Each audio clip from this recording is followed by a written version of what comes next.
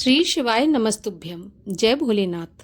स्वागत है आप सभी का हमारे चैनल पर। आज के इस वीडियो में हम आपको सुनाएंगे सोमवार व्रत की कथा। सोमवार का व्रत दिन के 3 पहर तक होता है और व्रत में फलाहार या परायण का कोई खास नियम नहीं होता। शाम के समय एक समय पूर्ण आहार अर्थात संपूर्ण भोजन इसमें किया जाता है। शुद्ध एवं सात्विक भोजन किया जाता है। सोमवार के व्रत में भगवान शंकर और माता पार्वती की पूजा करनी चाहिए। साथ ही सोमवार के व्रत की कथा सुननी चाहिए। भगवान शिव की आरती करनी चाहिए। ऐसा करने से भगवान शिव और माता पार्वती की कृपा से मन की सभी कामनाएं पूर्ण होती हैं। परंतु किसी कारण से अगर व्रत नहीं रख सकते तो कथा तो अवश्य ही सुननी चाहिए। कथा सुनने मात्र से ही व्रत का आधा पुण्य प्राप्त होता है, तो बिना व्रत के भी कथा अवश्य सुने। तो चलिए अब हम शुरू करते हैं सोमवार के व्रत की कथा। एक नगर में एक बहुत धनवान साहूकार रहता था।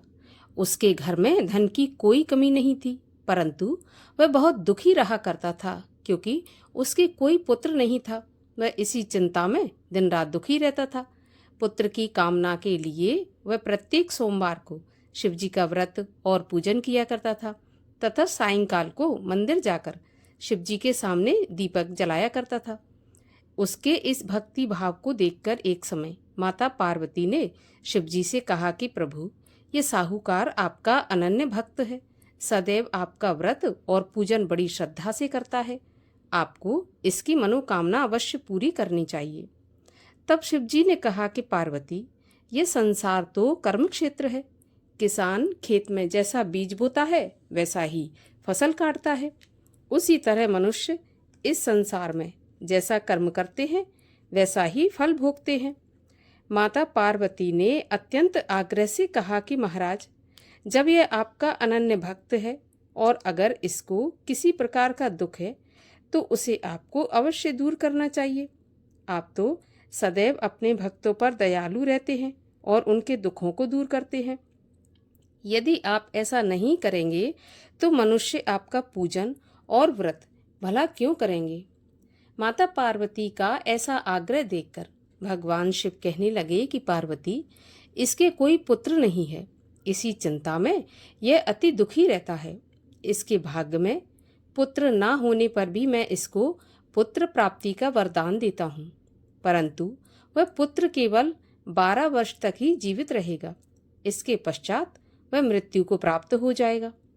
इससे अधिक मैं इसके लिए कुछ नहीं कर सकता।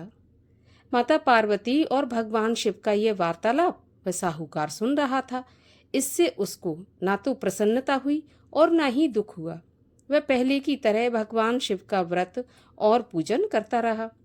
कुछ समय के पश्चात साहूकार की पत्नी गर्भवती हुई और 10वें महीने उसके गर्भ से अति सुंदर पुत्र उत्पन्न हुआ। साहूकार के घर में बहुत खुशियां मनाई गई, परंतु साहूकार तो यह जानता था कि उसकी केवल 12 साल की ही आयु है। इसलिए उसने ना तो अधिक प्रसन्नता प्रकट की और ना ही किसी को यह भेद बताया। जब वह बालक 11 साल का हो गया तब बालक की माता ने उसके पिता से उसका विवाह करने के लिए कहा। साहूकार ने कहा कि अभी मैं इसका विवाह नहीं करूंगा, मैं अपने पुत्र को काशी पढ़ने के लिए भेजूंगा। साहूकार ने बालक के मामा को बुलाकर उसको बहुत सारा धन देकर कहा कि तुम इस बालक को काशी पढ़ने के लिए ले जाओ और रास्ते में जिन जिन स्थानों से भी जाना वहां पर यज्ञ करते हुए ब्राह्मणों को भोजन कराते और दक्षिणा देते हुए जाना। अब दोनों मामा भांजे यज्ञ करते, ब्राह्मणों को भोजन कराते और दक्षिणा देते काशी जी की ओर चल पड़े। रास्ते में एक शहर पड़ा। उस शहर में राजा की कन्या का विवाह था, परंतु जो राजकुमार विवाह करने के लिए आया था वह एक आंख से काना था। उसके पिता राजा को इस बात की बड़ी चिंता थी कि कहीं राजकुमार को देखकर राजकुमारी या उसके माता पिता विवाह में किसी प्रकार की अड़चन पैदा न कर दें। जब उसने सेठ के अति सुंदर लड़के को देखा तो मन में सोचा कि क्यों ना द्वाराचार के समय इस लड़के से दूल्हे का काम चला लिया जाए। ऐसा मन में विचार कर उस राजकुमार के पिता ने उस लड़के और उसके मामा से बात की तो वे राजी हो गए। फिर साहूकार के लड़के को दूल्हे के कपड़े पहनाकर और घोड़ी चढ़ाकर कन्या के द्वार पर ले गए। सभी कार्य प्रसन्नता से पूरे हो गए। राजकुमार के पिता ने सोचा कि यदि विवाह भी इसी लड़के से करा दिया जाए तो इसमें बुराई क्या है। ऐसा विचार कर उसने लड़के और उसके मामा से कहा कि यदि आप फेरों और कन्यादान के काम को भी पूरा करा दें तो आपकी बड़ी कृपा होगी। मैं इसके बदले आपको बहुत सारा धन दूंगा। तो दोनों ने इसे सहर्ष स्वीकार कर लिया। विवाह कार्य बहुत अच्छी तरह से संपन्न हो गया। सेठ का पुत्र जिस समय जाने लगा तो उसने राजकुमारी की चुनरी के पल्ले पर लिख दिया कि तुम्हारा विवाह मेरे साथ हुआ है, परंतु जिस राजकुमार के साथ तुम्हें विदा किया जाएगा वह एक आंख से काना है और मैं काशी पढ़ने जा रहा हूँ। सेठ के लड़के के जाने के बाद राजकुमारी ने जब चुनरी पर ऐसा लिखा देखा तो उसने काने राजकुमार के साथ जाने से मना कर दिया। उसने अपने माता पिता को सारी बात बता दी और कहा कि यह मेरा पति नहीं है, मेरा विवाह इसके साथ नहीं हुआ और जिसके साथ मेरा विवाह हुआ है वह तो काशी पढ़ने चला गया। राजकुमारी के माता पिता ने अपनी कन्या को विदा नहीं किया और बारात वापस चली गई। उधर सेठ का लड़का और उसका मामा काशी पहुंच गए। वहां जाकर उन्होंने यज्ञ करना और लड़के ने पढ़ना शुरू कर दिया। जब लड़के की आयु 12 साल की हो गई उस दिन उन्होंने बहुत बड़ा यज्ञ रच रखा था। लड़के ने अपने मामा से कहा कि मामा जी, आज मेरी तबीयत कुछ ठीक नहीं है। तो मामा ने कहा, अंदर जाकर सो जाओ। लड़का अंदर जाकर सो गया और थोड़ी देर में ही उसके प्राण निकल गए। जब उसके मामा ने आकर देखा कि उसका भांजा तो मरा पड़ा है तो उसको बड़ा ही दुख हुआ, लेकिन उसने सोचा कि अगर मैं अभी रोना पीटना मचा दूंगा तो यज्ञ का कार्य अधूरा रह जाएगा। अतः उसने जल्दी से यज्ञ का कार्य समाप्त करवाकर ब्राह्मणों के जाने के बाद रोना पीटना शुरू कर दिया।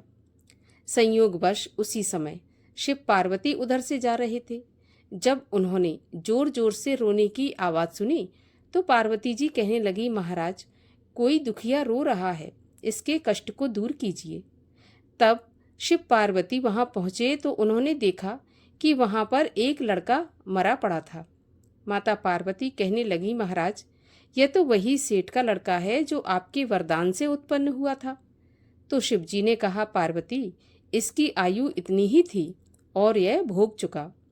तब पार्वती जी ने कहा, महाराज, इस बालक को कुछ आयु और दे दो, नहीं तो इसके माता पिता तड़प तड़प कर मर जाएंगे।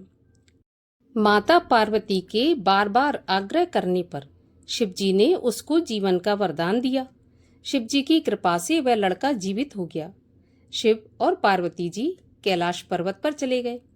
शिक्षा पूरी होने पर वह लड़का और उसका मामा उसी प्रकार यज्ञ करते, ब्राह्मणों को दान देते, भोजन कराते, दक्षिणा देते हुए अपने घर की ओर चल पड़े। रास्ते में उसी शहर में आए जहां उस लड़के का वहां की राजकुमारी से विवाह हुआ था। वहां आकर उन्होंने यज्ञ आरंभ कर दिया। उस लड़के के ससुर वहां के राजा ने उसको पहचान लिया और महल में ले जाकर उसकी बहुत आवभगत की। फिर बहुत से दास दासियों सहित आदर पूर्वक अपनी राजकुमारी और जवाई राजा को विदा कर दिया। जब वे अपने शहर के निकट आए तो मामा ने कहा कि मैं पहले तुम्हारे घर जाकर तुम्हारे माता पिता को खबर देकर आता हूँ। जब उस लड़के का मामा घर पहुंचा तो उसने देखा कि लड़के के माता पिता घर की छत पर बैठे थे। उन्होंने ये प्रण करके रखा था कि यदि हमारा पुत्र कुशलता के साथ लौट आया तो हम राजी खुशी नीचे आ जाएंगे, नहीं तो छत से गिरकर अपने प्राण दे देंगे। उस लड़के के मामा ने जाकर जब यह समाचार दिया कि आपका पुत्र आया है तब उनको विश्वास नहीं हुआ। तब मामा ने शपथ पूर्वक कहा कि आपका पुत्र अपनी पत्नी और बहुत सारा धन साथ लेकर आया है। तो सेठ प्रसन्नता से भर उठा। सेठ सेठानी आनंद पूर्वक नीचे आई। बाहर आकर उन्होंने अपने पुत्र तथा उसकी पत्नी का भरपूर स्वागत किया। सभी लोग प्रसन्नता के साथ रहने लगे। जो भी कोई सोमवार के व्रत को धारण करता है अथवा इस कथा को पढ़ता या सुनता है, उसके सभी दुख दूर होकर समस्त मनोकामनाएं पूर्ण होती हैं और इस लोक में नाना प्रकार के सुख भोग कर अंत में सदाशिव के लोक को प्राप्त होता है। बोलिए भगवान शिव की जय। और अब सुनते हैं भगवान शिव की आरती।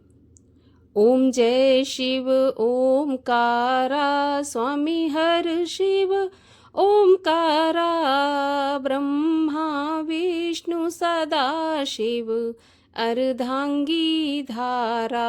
ओम जय शिव ओमकारा, एकानन चतुरानन पंचानन राजे, हंसासन गरुणासन वृषवाहन साजे। ओम जय शिव ओमकारा, दो भुज चार चतुर्भुज 10 भुज ते सोहे, तीनों रूप निरखता त्रिभुवन जन मोहे। ओम जय शिव ओमकारा, अक्षमाला बनमाला मुंडमाला धारी, चंदन मृग मद सोहे भोले शुभकारी। ओम जय शिव ओमकारा, श्वेतांबर पीतांबर बाघंबर अंगे, सनकादिक ब्रह्मादिक भूतादिक संगे। ओम जय शिव ओमकारा, करके मध्य कमंडल चक्र त्रिशूल धरता, सुख करता दुख हरता जग पालन करता।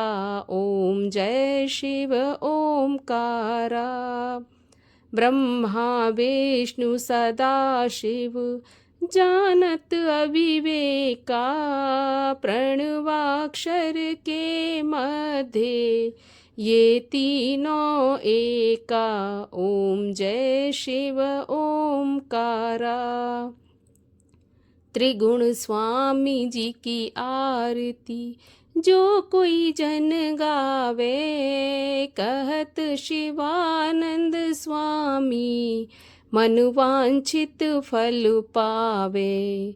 ओम जय शिव ओमकारा, बोलिए शिव शंकर महादेव की जय।